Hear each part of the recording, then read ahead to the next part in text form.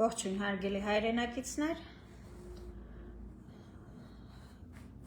սկսեմ խոսել, ընթացքում կմիանան արդեն, ովքեր որ կմիանան, ապա կնային նաև նյութը։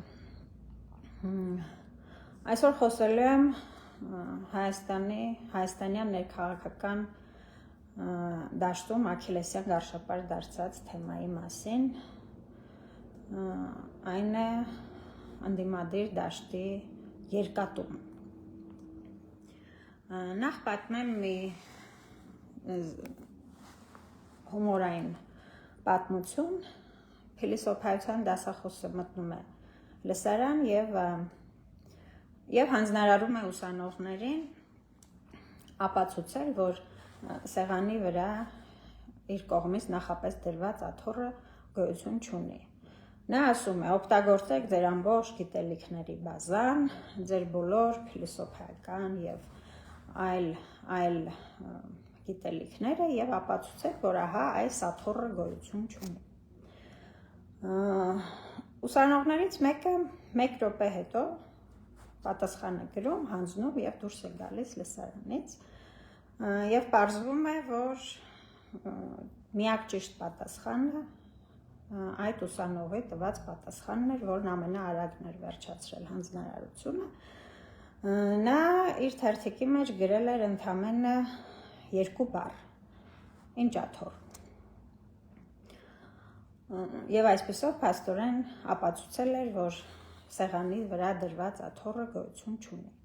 Սա փիլիսոփայական մոտեցում էր, սա ինչ-որտեղ նաև հումորային պատմվածք է, բայց այսօր ունենք մի իրականություն, երբ մեր թե իշխանությունը, թե նախորդ իշխանությունները մեզ պարբերաբար դնում են հենց այս աթոռի իրականության մեջ, այն է։ Նրանք ակնհայտորեն անում են և արել են նախկինում քայլեր, մենք տեսել ենք դրանց արդյունքը, մենք բոլորս ականատես ենք եղել այդ ամենին, և հիմա այդ երկու ուժերն էլ, իշխանությունը և նախորդ իշխանությունները, մեզ պարբերաբար այսպես աչքերներիս մեջ նայելով, ասում են, ինչ աթոռ, չկա նման բան, ինչ, այդպիսի բան մենք չենք արել, դա տեղի չի ունեցել, Նիկոլ Փաշինյանը մի կողմից հանձնում է երկիրը, պետությունը կործանման առաջ է կանգնեցրել և ամբողջությամբ ժխտում է, նույնիսկ ասում է, որ ինքը հաստատում է ինքնիշխանություն։ Նույնը նախորդ իշխանությունը, իր ամբողջ իշխանավորման 10 տարիներին թուլացրել է պետության հիմքերը, գործակալական ցանցեր է գեներացրել երկրում, որոնք արդյունքում եկել հասել են իշխանության և այսօր կանգնում մեր երեսին նայելով ասում են, որ իրենք բացարձակ պետականամետ գործիչներ են եղել, իրենց իշխանավորումը այսպես ծայրից ծայր ճիշտ է եղել, ոչ մի սխալ թույլ չեն տվել և բոլորը մեղավոր են այս երկու ուժերի համար, բացի իրենցից։ Ամենից զատ ես սա որակում եմ նաև հոգեշեղմունք։ Մարդը պարզապես պետք է, ինչպես տեսնում ենք, Նիկոլ Փաշինյանի դեպքում, որը հստակ է, որը սակայն նրան չի դարձնում անմեղսունակ և ոչ մի դեպքում չի ազատելու պատասխանատվությունից, բայց միայն հոգեշեղված մարդիկ կարող են աչքերիդ մեջ նայել, հստակ գիտենալով, որ դու ականատես ես եղել ճշմարտությանը, սիտուացիային, որ դու հաստատ գիտես ինչ է կատարվել, բայց ժխտեն այդ իրականությունը։ Այսօր այս մարդիկ և ոչ միայն այսօր, սա եղել է նաև ՀՀԿ իշխանավորման 10 տարիներին, երբ նրանք գերադասում էին խնդիրները, առանցքային, սոցիալական, այսպես, բոլոր թեմաները, բոլոր առանցքային խնդիրները, բրդել խալուտակ, փակել, կոծկել, դրանց մասին չխոսել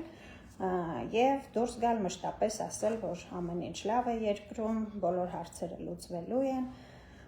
բայց փաստորեն իրականում հակառակն էր և խնդիրները լճանում էին, արդյունքում նրանք արժանացան համաժողովրդական մերժման, բողոքի ալիքի և ես չեմ դադարի կրկնել, այն ինչ կատարվում էր փողոցներում 2018-ին, այն մեծ ամբոխը, զանգվածը ժողովրդական, որ մենք տեսնում էինք,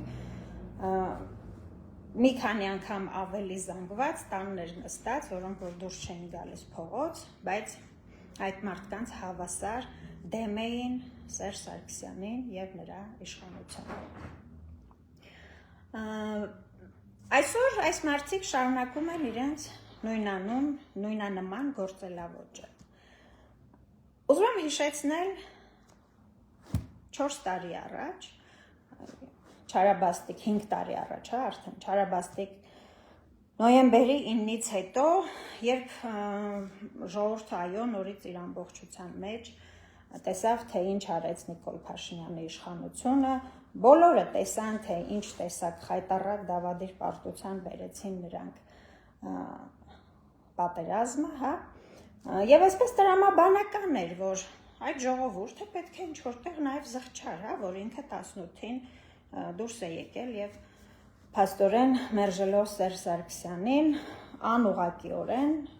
դարձել է գործոն, որպեսզի իշխանության գա Նիկոլ Փաշինյանը։ Բայց այստեղ առաջ եկավ ՀՀԿ-ն իր ամբողջ այդ զինանոցով, Միքայել Մինասյանով, այնտեղ Արմեն Աշոտյանով, մնացած գործիչներով եւ ոչ ավել ոչ պակաս սկսեցին մեղադրել ժողովրդին, որ ինքը այ տեսեք, բերել է իշխանության Նիկոլ Փաշինյանին, ինքն է մեղավոր պատերազմի եւ պարտության մեջ, ինքն է մեղավոր այս ամբողջ աղետի մեջ,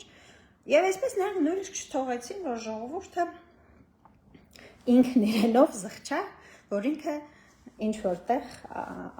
գործոն է եղել Նիկոլ Փաշինյանին իշխանության բերելու։ Հետևաբար ինչու եմ սա հիշեցնում, որպեսզի բոլորը մեկ անգամ եւս հիշեն, թե ով բերեց Նիկոլին թեզի հեղինակը։ Դա ոչ ավել, ոչ պակաս հենց ՀՀԿ-ն է եղել անմիջապես 2020-ի պատերազմի Չարաբաստիկ ավարտից հետո։ Այսինքն իրենք են բերել այդ թեզը, ասպարեզ, ով է բերել Նիկոլին։ Եվ այստեղ արդեն գնում է ինքնաբերաբար process, երբ կա անարդարություն, երբ կա անարդար մեղադրանք, հա, եւ բացարձակ մեղադրանք, արդեն մյուս կողմը ինքնըստինքյան սկսում է պաշտպանվել։ Սա նաեւ բերեց ժողովրդի մեջ պառակտման process-ի, հա։ Ժողովուրդը ինքն իրեն սկսեց, մի մասը սկսեց մյուս մասին մեղադրել, այն մյուս մասը սկսեց պաշտպանվել, այն մյուս մասը սկսեց հաշտեցնել, բայց արդեն այն որ ասում է ձնագնդին գլորված էր եւ կանգնեցնել հնարավոր չէր։ Դրա համար հիմա որ ասում են մի պառակտեք, այս մի արեք, այն մի արեք, ինձ մոտ առնվազն ծիծաղ է առաջանում, որովհետեւ ես այդ ամբողջ process-ը քայլ առ քայլ հստակ հիշում եմ, թե ինչպես տեղի ունեցավ։ Բայց այս մարդիկ սրանով չբավարարվեցին։ Իրենք հաճախ հիմա դուրս են եկել եւ հաճախ այնպիսի թեզեր են հնչեցնում, մասնավորապես երկրորդ նախագահի հասցեին, որոնք հնչել են ժողովրդի կողմից իրենց հասցեին։ Օրինակ, ասում են, որ Քոչարյանը ներկա էր հանրահավաքների, ժողովուրդը ասում էր Քոչարյանն այնտեղ է, մենք չենք գնում։ Ուրեմն, վերջերս ականջս ընկավ, այսպեսի չեմ հիշում ճիշտն ասած, ով էր սրա հեղինակը։ Անձամբ ես իմ շրջապատում 2020 թվականից մշտապես լսել եմ տարբեր մարդկանց, նույնիսկ ծանոթ, անծանոթ, Facebook-յան ընկերների կողմից, որ իրենք դուրս կգան հրապարակ, իրենք դուրս կգան հանրահավաքի, միայն այն դեպքում, երբ Ռոբերտ Քոչարյանը իր դեմքով դուրս կգա եւ կդիմի ժողովրդին։ Սա չեղավ։ Ռոբերտ Քոչարյանը 2020 թվականին դուրս չի եկել հանրահավաքների բեմ, դրանից հետո էլ դուրս չի եկել հանրահավաքների բեմ, եւ մենք միայն մեկ անգամ ենք տեսել երկրորդ նախագահային հանրահավաքի բեմում, դա նախընտրական շրջանի վերջին հանրահավաքն էր, որը այնքան մարդաշատ էր, որ կրկին մենք կարող ենք փաստերով, գոնե այս փաստով ցույց տալ բոլորին, որ այո երկրորդ նախագահը ունի կողմնակիցների եւ հետևորդների շատ մեծ բանակ, թեկուզ սա դուր չի գալիս մնացած քաղաքական ուժերին։ Եվ մյուս մնացած հանրահավաքների ժամանակ անձամբ ես։ Հիմա ես ձեզ ասում եմ փաստեր, որոնց ես ականատես եմ եղել եւ որոնք այսպես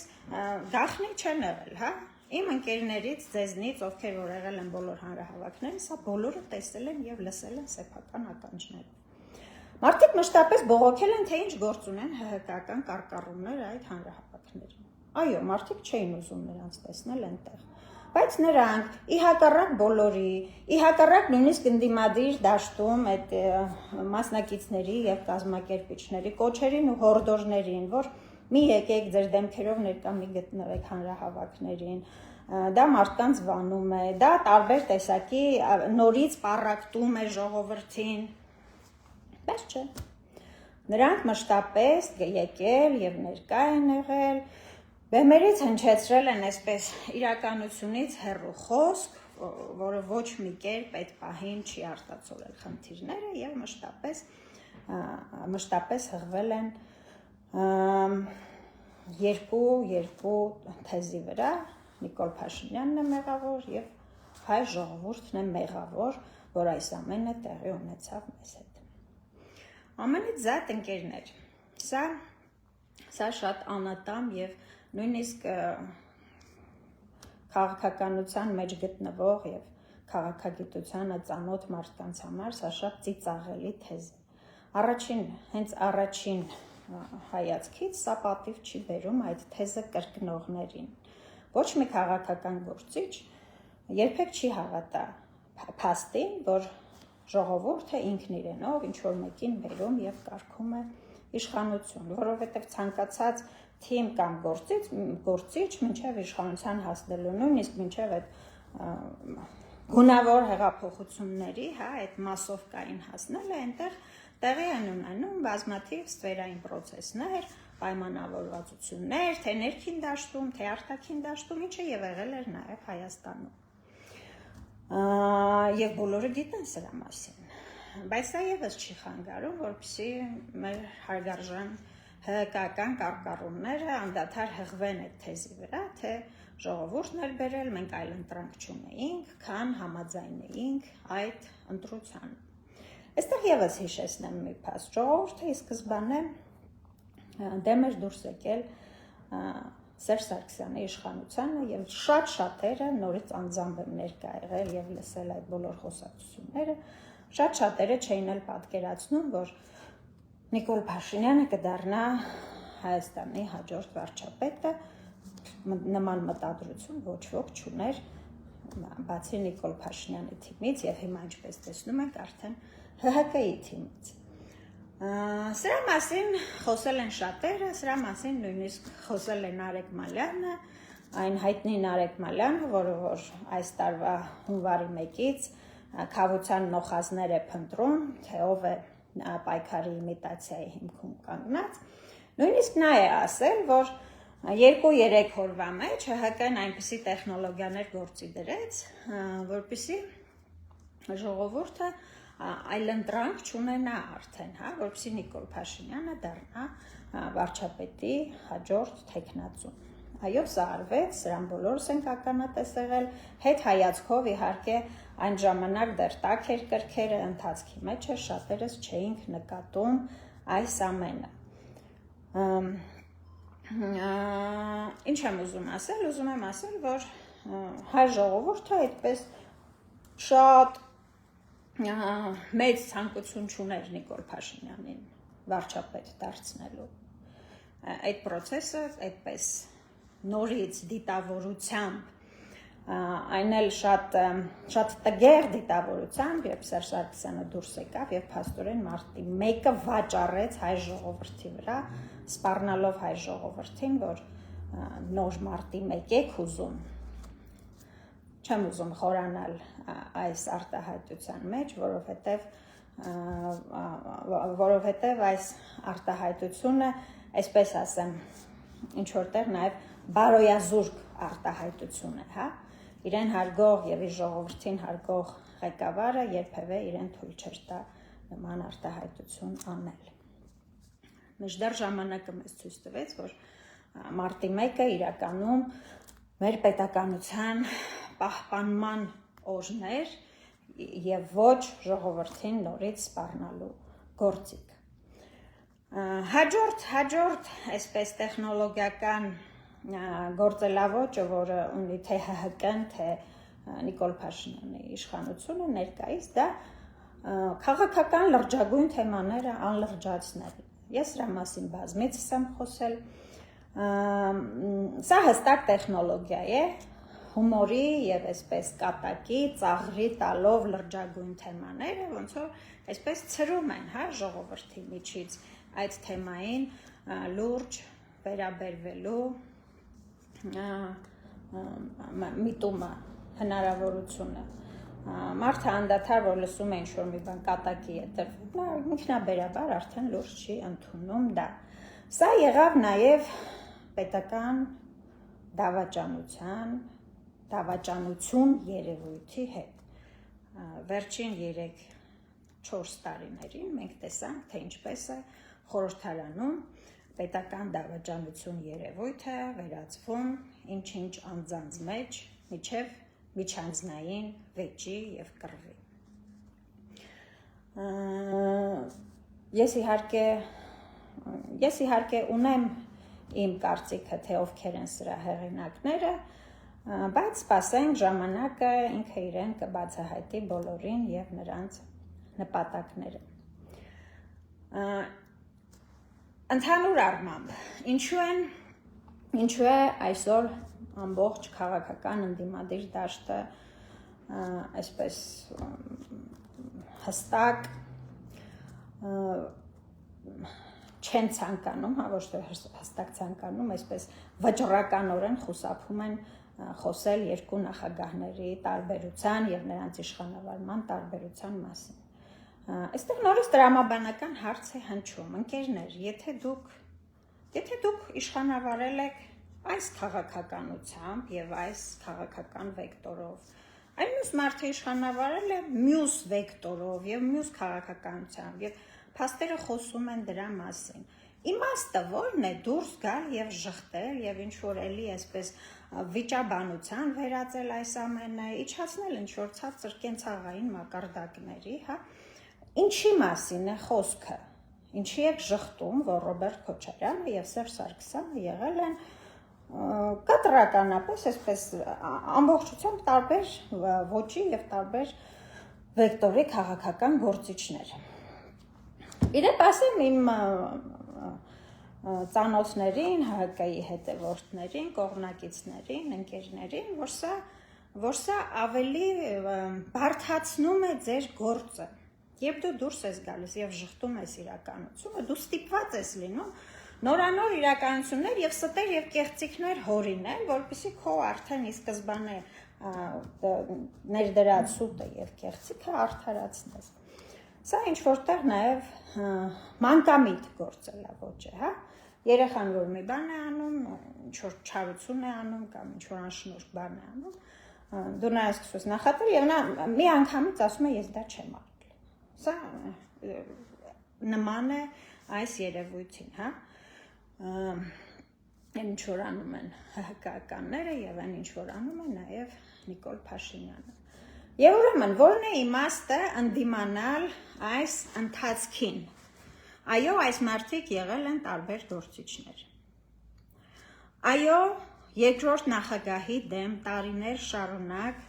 եղել է դիտավորությամբ համակարգված բամբասանք եւ զրպարտանք։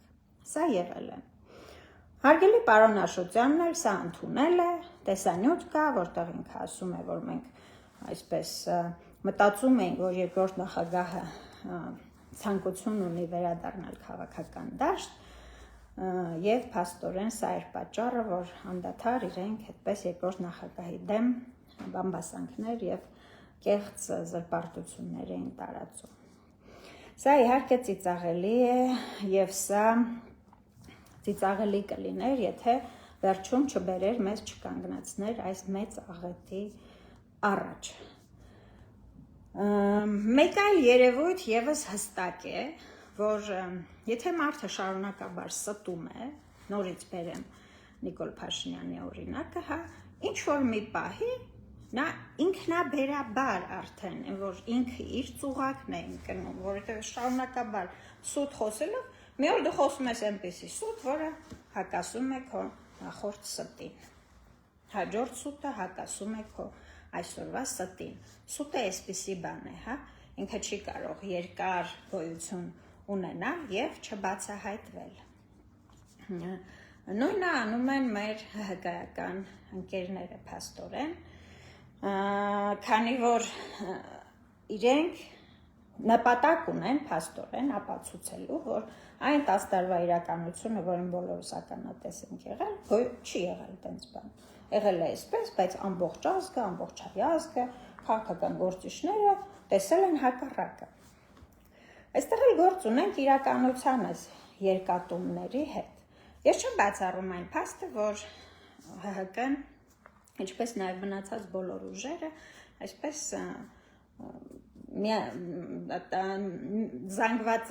միազանգված չեն, հա, միատար չեն, այնտեղ կան տարբեր շերտեր, նույնիսկ տարաձայնություն ունեցողներ, խմբեր, հա, այսպես, այստեղ օգտվեմ առիթից եւ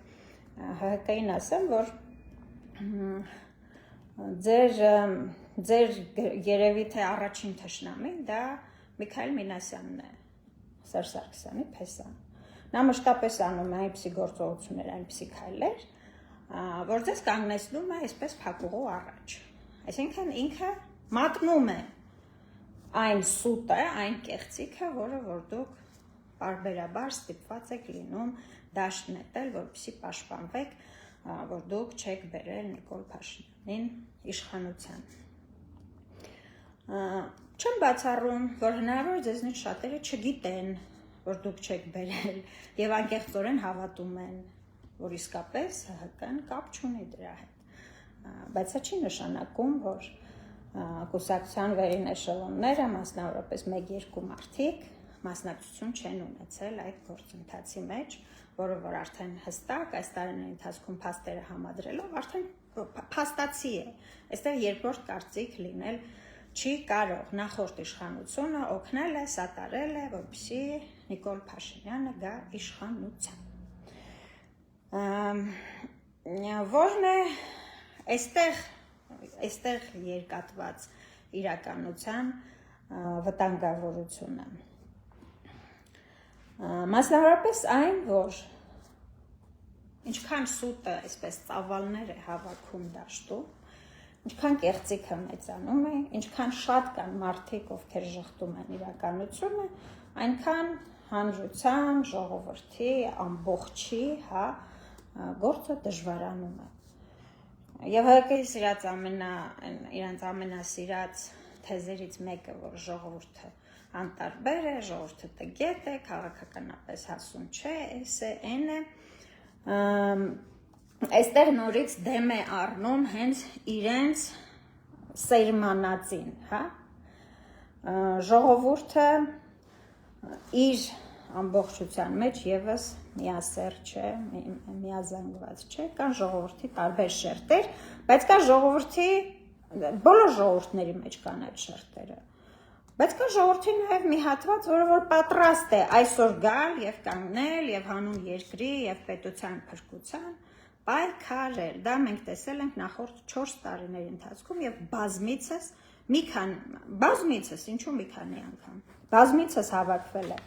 այնպիսի ժողովրդական զանգված, հա, որ հնարավոր կլիներ իշխանափոխություն իրականացնել այդ զանգվածով, եթե լինեին այն բոլոր ներքին արդեն հարցերը, պայմանավորվածությունները միմյանց միջև եւ իհարկե արտաքին դաշտի հետ, որ կարողանայինք իրացնել իշխանափոխությունը։ Այստեղ իրենք նորից գալիս եւ ասում են, որ Նիկոլ Փաշինյանին դրսից են սատարում, դրսից են պահում։ Այս թեզը ես բազմիցս լսել եմ նաև ՀՀԿ-ի իշխանավորման ժամանակ, երբ ասենք ինչ որ իրանք այդ կոնվենցիաներն էին բերում կամ ինչ որ ստիպված էին այնպիսի քայլի գնալ, որ ժողովրդական այսպես ցասմաններ հանդիպելու, հա, իրենք սովոր էին մշտապես ասել Ռուսաստանն է, այնտեղից են դե մենք ինչ անենք, ստիպում են մեզ։ Եվրոպան է, Եվրոպայից են ստիպում մեզ։ Հարգելիներս, ես լուրջ չեմ համարում, լուրջ չեմ համարում, ինչի, որովհետև եթե դու իշխանություն ես եւ դու մշտապես հղվում ես, որ քեզ դրսից ինչ որ մեկը ստիպում է ինչ որ բան անել, սա արդեն նորից խոսում է հենց քո դեմ, այսինքն դու մի իշխանություն ես, որը որ չի կարողանում ինքնիշխան կերպով կառավարել երկիրը եւ մշտապես ստիպված է զիջել իր շահերը դրսի խաղացողներին։ Սա նաև ասել է Սերժ Սարգսյանը 2018 թվականին, որ ինքը պարտվեց ավելի մեծ ուժերի, քան Նիկոլ Փաշինյանն էր։ Հետագայում, երբ մենք համադրեցինք իր քաղաքականությունը, իր իշխանավարման ընթացքի եւ Նիկոլ Փաշինյանի քաղաքականությունը, մենք տեսանք, որ փաստորեն իրենք երկուսով էլ պրոարևմտյան քաղաքականություն են վարել, այստեղ ինչ-ինչ խոստումներ են տվել արևմուտքին, որ երկրում դեպի արևմուտք վեկտոր կփոխվի, եւ փաստորեն այստեղ ոչ թե պարտության մասին էր խոսքը, այլև այն խոստումի, որ իրենք տվել էին եվրոպացիներին, որ Հայաստանում վեկտոր է փոխվելու դեպի Եվրոպա։ Ինչ էր անհրաժեշտ այդ վեկտորը փոխելու համար, անհրաժեշտ էր երկիր, որը որ պատերազմական կոնֆլիկտի մեջ չի գտնվում որևէ այլ երկրի հետ։ Եվ հենց այստեղ էլ գալիս ենք Արցախի հանձնմանը։ Եվ հենց սա էլ ապացուցում է, որ թե Նիկոլ Փաշինյանը եւ թե Սերժ Սարգսյանը այսպես Եվրոպային խոստացել էին, որ Արցախից կազատվեն Ռուսաստանի հետ բոլոր հարաբերությունները, այսպես ասած, կչեզոքացնեն, ի վերջո կազատվեն Ռուսաստանի տնտեսական եւ ռազմական ներկայությունից եւ վեկտոր կփոխվի դեպի Եվրոմիություն։ Սրա ապացույցները բազմաթիվ են, նորից հոդվածներ, փաստեր, այսպես ելույթներ գալիս են ապացուցելու, որ Սերժ Սարգսյանը 10 տարի հենց սա է արել իր իշխանավարման ընթացքում եւ դրա համար էլ մենք ունեցանք Նիկոլ Փաշինյան եւ ԿՊ-ի իշխանություն փաստորեն։ Բայց իհարկե իրենք սա էլ են շղթում։ Ես չեմ հասկանում ինչու են շղթում, որովհետեւ եթե հաշվի առնենք, որ իրենք իսկապես հավատում էին, որ այդպիսով իրենք երկիրը տանելու են դեպի ավելի բարվոք ապագա, չնայած չեմ պատկերացնում չոր մի նախագահ, ողջամիտ մարդ, որը որ առանց Արցախի կպատկերացներ Հայաստանի ապագան, որը որ կհղվեր Թուրքիայի հետ հաշտություն կնքելու եւ Թուրքիային նույնիսկ ներգրավելու Արցախի հարցը լուծելու մեջ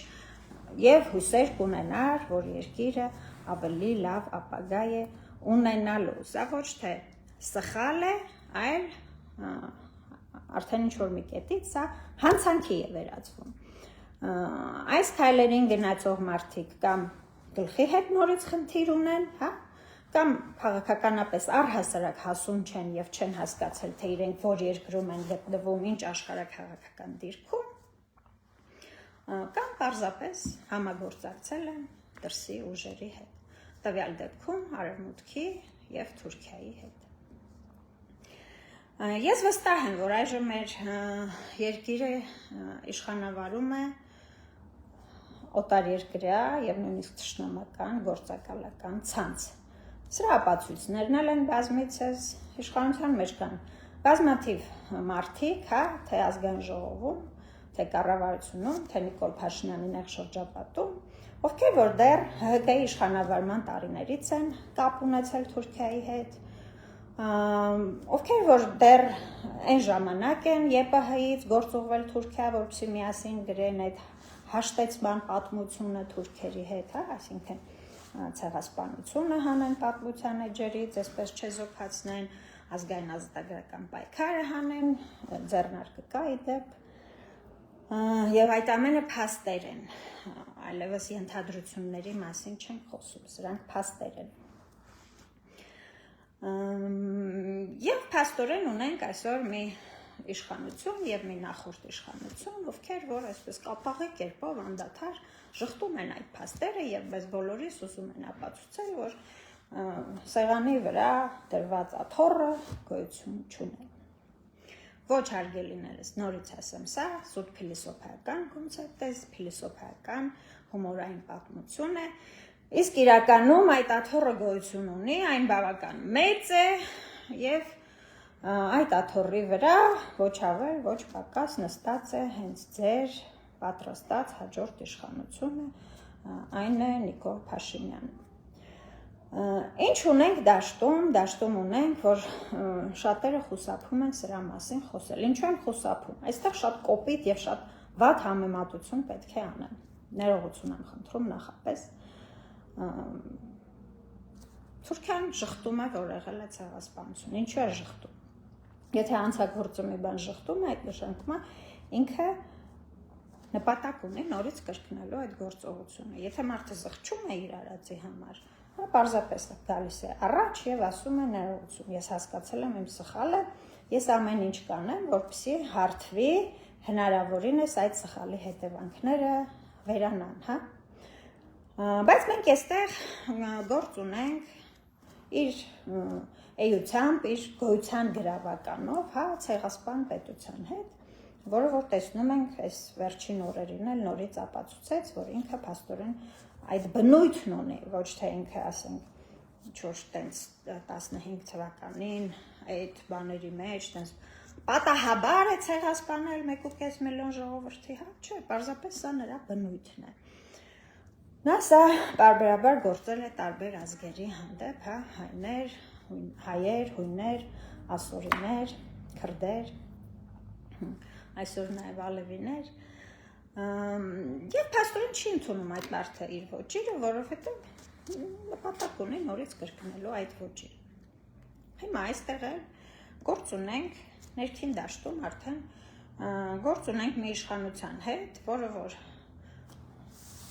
իր ամբողջ իշխանավարման ընթացքում կոպիտ սխալներով, կոպտագույն սխալներով երկիրը բերել հասցրել է այն օրվան, որ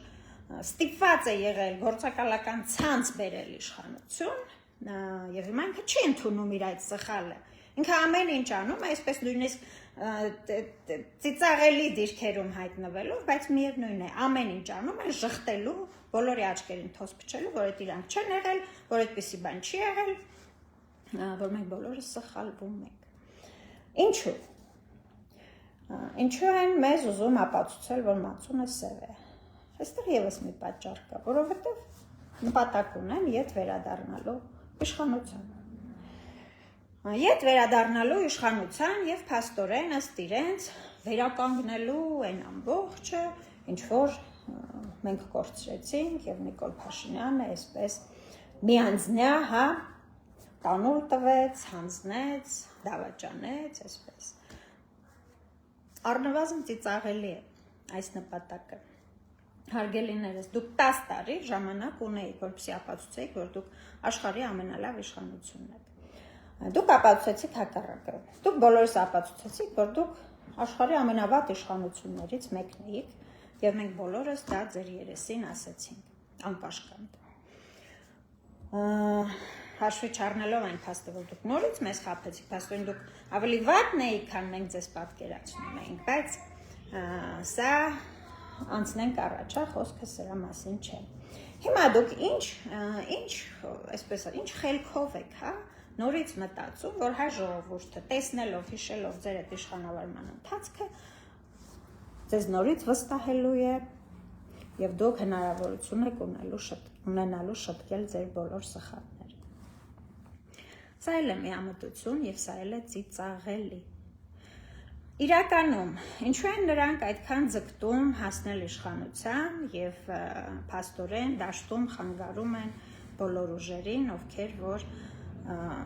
բարձր վարկանիշ կունենան, լայն վստահություն կշահեն ժողովրդի, հա, եւ կդառնան պոտենցիալ ուժը, ով հավակնում է հաջորդ իշխանությանը։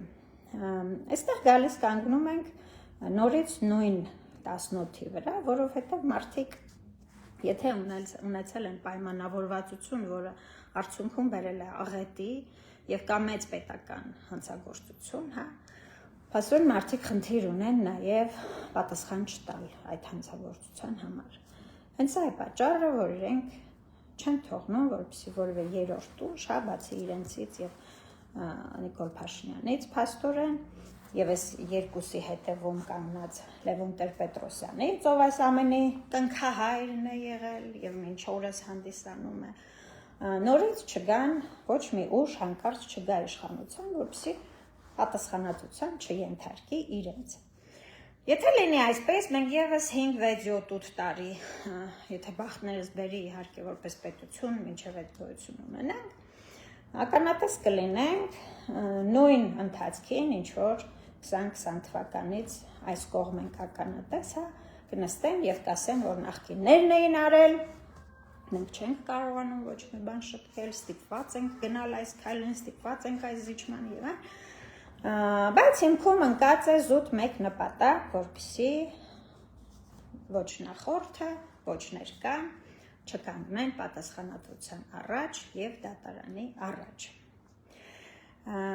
Այստեղ են իրենք ցուցաբերում ինչ որտեղ մանկամտություն։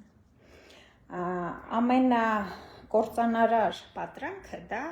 անպատժելիության պատրանքն է։ Մարդը, որը կարծում է, որ ինքը անպատժելի է, որ ինքը ինչ անի, վերջում չի պատժվելու դրա համար, նորից կամ գլխի հետ խնդիրներ ունի, կամ վերջացած հանցագործ է եւ բոլորին այսպես ամբողջ դաշտը իր ձեռքի տակ է պահում, այսպես բոլոր լծակներով, բոլոր լազերիկով սենց վերցրել է, ինքը եւ վստահ է, որ ոչ մի տեղից ոչ մեկը չկա, որ դուրս գա իր առաջ եւ իրեն պատժի։ Այստեղ էլ գործ ունենք այս երևույթի հետ։ Ինչու է թիրախավորվում Ռոբերտ Քոչարյանը, արդեն բազմիցս խոսել ենք եւ նոր չէ երևույթը, տասնյակ տարիներով է թիրախավորվել եւ առանցքում հենց իր այսպես քաղաքական վեկտորն է եղել։ Ռոբերտ Քոչարյանը հակված էր Ռուսաստանի հետ հարաբերությունները խորացնելու, Ռուսաստանի հետ ռազմավարական դաշնակցություն մնալու եւ թե տնտեսական դաշտում, թե ռազմավարական դաշտում, եւ սա բնական է։ Ես սա չեմ համարում ռուսամետություն, ինքս էլ եմ այդ գծին հարում եւ ես բացարձակ ռուսամետ չեմ, հակառակը, ես ամբողջությամբ հայակենտրոն մարդ եմ, որովհետեւ ես տեսնում եմ, որ ցանկացած պետություն պետք է իր բնական դաշնակիցների հետ առաջինը ալյանսներ կազմի, համագործակցի եւ խորացնի հարաբերությունները, ինչպես մենք տեսնում ենք, օրինակ հիմա Ռուսաստանի եւ Իրանի դեպքում է տեղի ունենում, նույնը պետք է տեղի ունենար ըստ տրամաբանության Հայաստանի, Իրանի եւ Ռուսաստանի միջեւ, քանի որ դաշնակցությունը բնական է։ Բայց այստեղ էլ այսպես թռիչք են մարդիկ կատարել եւ գնացել հասել են Եվրոպա եւ թե Եվրոպան, թե Ամերիկան բազմիցս ասել են, որ իրենք Հայաստանում որպես այդպիսին հետաքրքրություններ չունեն, ոչ իրենց տնտեսական շահերի առումով, ոչ իրենց ռազմավարական շահերի առումով։ Այստեղ էլ ենք այսպես տարբեր իրականությունների մեջ հայտնվում, որոնք որ փաստորեն մեզ համար ստեղծում են այս նախորդ եւ ներկա իշխանությունները, մոլորեցնելով ժողովրդին, թույլ չտալով, որպեսզի նա իր բնական, հստակ, մտածված, հասուն որոշումը կայացնի, ինչպիսի գործիչ տեսնի իր հաջորդ իշխանության ղեկին։ Ես սա համարում եմ հանցագործություն հայ հանրության հանդեպ, ես այս մեդիա եւ այս տարբեր քաղաքական գործիքներով հանրությանը խաբելու եւ մոլորեցնելու process-ը համարում եմ, այո, մեծ հանցագործություն հայ ժողովրդի հանդեպ։ Երբ մարդկանց դուք չեք թողնում ճշմարտությունը իմանալ եւ մշտապես խանգարում եք, տալիս եք նրանց սխալ, կեղծ իրականությունից հեռու ինֆորմացիա եւ հետո կանգնում մարդուն մեղադրում եք, որ ինքը տգետ է, որ ինքը հասուն չէ, որ ինքը էս է, այն է, սա հանցագործություն է, հարգելիներս։ Եթե ուսուցիչը ունի դասարան եւ այդ դասարանում բոլոր 30 կամ 40 աշակերտները խնդիր ունեն առաջադիմության հետ, այստեղ բացարձակ է, որ ուսուցիչն է խնդիրը, ոչ թե 40 աշակերտները, հա։ Ինչպես կարող են 40 աշակերտ հիմար լինել, չի լինել, պատկերավոր եմ ասում, հիմա այստեղ ինչպես կարող 3 միլիոն հայություն կամ 10 միլիոն հայություն աշխարհասփյուռն էլ հաշված հիմար լինեն եւ բոլորը սխալվեն, սա չի լինում այսպես պարզապես, չի լինում, հարգելիներս, դուք ձեր այդ 15,000-անոցը, 5,000-անոցը, թե 8,000-անոց կուսակցություններով, որքան ուզում եք դուրս եկեք եւ ժխտեք իրականությունը, այդպես չի լինում, բայց փոխարենը լինում է, որ դուք մոլորեցնում եք մարդկանց, որ դուք չեք թողնում, որպեսզի այդ մարդիկ հստակ որոշումներ կայացնեն եւ փաստորեն օրհասական պահին դուրս գան եւ պաշտպանեն իրենց պետությունը։ Ներքին դաշտում շատերը պնդում են, որ պառակտում է տեղի ունենում, որ պետք չի թույլ տալ, որ մենք պետք է համախմբենք, իհարկե սա ցանկալի կլիներ, որ չլիներ այս պառակտումը, ցանկալի կլիներ, որ բոլոր ուժերը համախմբվեին, մեկտեղ էին իրենց թե մտավոր պոտենցիալը, թե մնացած ռեսուրսները եւ մենք միասին կարողանայինք հաղթահարել այս չարիքի իշխանությանը։ Բայց փաստորեն սա տեղի չի ունենում, ոչ թե որ մենք դա չենք ցանկանում, մենք շատ ենք դա ցանկանում, անձամբ ես 4 տարի այդ քարոզն եմ տարել բոլոր տեղերում, որ պետք է ամենը մի կողմ դնել, համախմբվել, ուժերը մեկտեղել, որովհետև մեր դիմաց կանգնած փաստորեն այս իշխանությունը այդպես տենց միատար չէ, իր մեջքի հետևում եւ իր հիմքում կան բազմաթիվ մարդիկ, երևույթներ, ուժեր, որոնք պահում են իրենց նշանակում է մենք էլ պետք է մեկտեղվենք, բայց այս մենքը փաստորեն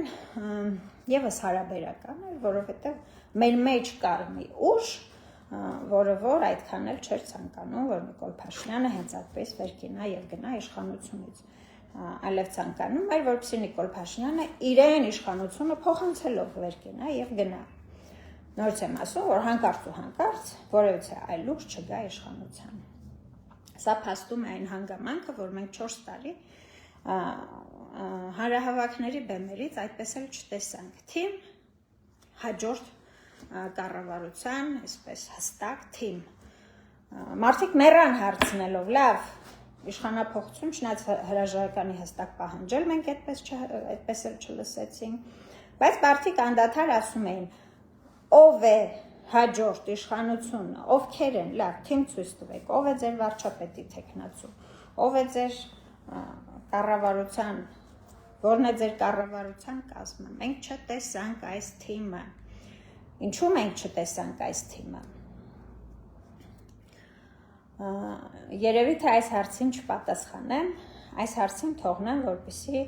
ամենքդ ձեր մեջ գտնեք պատասխան, որովհետև շատ պարզ է պատասխանը իրականում, հա։ Լավ, որովհետև այդպիսի թիմ չկար պարզապես։ Չկար թիմ, որը որ պետք է գար եւ ստանցներ հաջորդ իշխանությունը։ Թե ինչու չկար, այդ արդեն այդ հարցը ուղղում եմ հարգելի ՀՀԿ-ականներին։ Ինչու չի կազմավորվում թիմ, որը որ կփոխարինի հաջորդ իշխանությանը։ Նույնիսկ եթե այդ թիմը այդ անցումային կառավարությունն է, հա, որի մասին բարբերաբար խոսում եք եւ այսպես տարբեր ուժերից հավաքված պետք է լինի։ Ինչն է խնդիրը, որ այդ թիմը մինչ օրս չի հանրայնացվում եւ օրինակ դաշտ եք նետում Բագրատ Սրբազան, որը որ ասում է, այո, նրանք կան, նրանք այսպես հրաշալի մարդիկ են, պետականամետ մարդիկ են, մի պատվով, մի մեծ պատվով, այսպես անգամներ, շատ անգամներ մեծ պատիվ ունեցող մարդիկ ենքան դուք կպատկերացնեք եւ այդ մարդկանց անունները չի տալիս։ Ինչումն է խնդիրը հարգելիներս, որ դուք մինչ օրս չունեք թիմ, որը որ կփոխարինի ներկայիս իշխանությանը եւ որին որ կներկայացնեք հայ ժողովրդին։ Շնորհակալ եմ բոլորին լսելու համար։ Եվս մեկ անգամ ընդգծեմ այն թեման, որով որ սկսել էի լայվը, ինչու է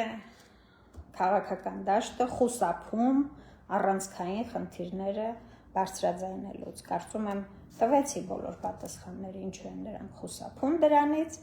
Թերևս մի բան մոռացա նշել, որ դաշտում այս նորաստեղծ ուժեր, այսպես կառույցներ, անհատներ, որոնք նոր են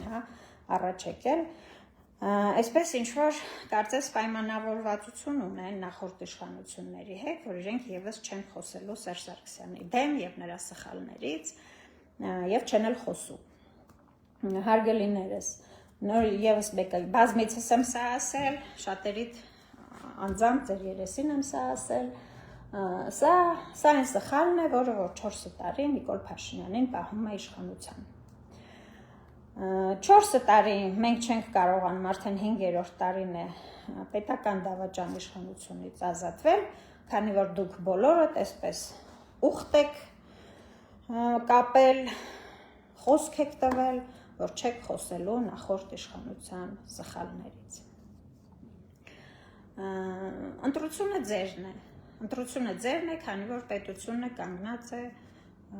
շատ մեծ, այսպես անդունդի առաջ։ Կամ դուք կխոսեք նախորդ իշխանության սխալների մասին, որովհետև մինչև մենք չիմանանք պատճառները, թե մենք ինչու եկանք հասանք այսօրին, մենք լուծումները պարզապես չենք գտնի, կամ էլ կգտնվեն նորից թվացյալ լուծումներ, որոնք որ իրականում բացարձակ լուծում չեն լինի։ Մենք կունենանք նորից իշխանությունների ռակիրովկա, կունենանք տեղափոխություն, կունենանք դիմափոխություն, կփոխվեն դեմքերը, չի փոխվի քաղաքականությունը եւ փաստորեն նույն այդ շրջանի մեջ կշարունակենք պտտվել։ Եթե ձեր նպատակը եւ ցանկությունը սա է, շարունակեք հավատարիմ մնալ Սերժ Սարգսյանին, ձեր տված խոստմանը եւ չխոսել նախորդ իշխանության սխալներից։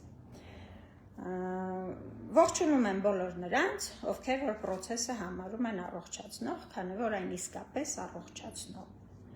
Թե հայ ժողովուրդը, թե մնացած բոլոր այսպես քաղաքական թիմերի ներկայացուցիչները, ովքեր որ մոլորության մեջ են, ունեն իրավունք իմանալ ճշմարտությունը։ Եվ խնդրում եմ բոլորիդ այս